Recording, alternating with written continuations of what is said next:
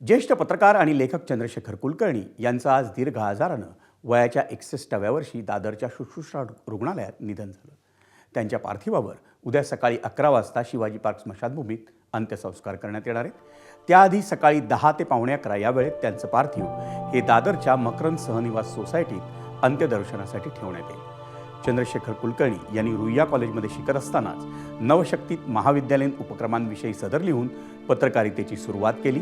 त्यानंतर सकाळ, महाराष्ट्र टाइम्स, लोकसत्ता आणि लोकमत वृत्तसमूहात त्यांनी विविध पदांची जबाबदारी स्वीकारली। चंद्रशेखर कुलकर्णी यांनी आपल्या कारकिर्दीत शोध पत्रकारितेसाठी विविध पुरस्कारांचा मानही मिळवला होता।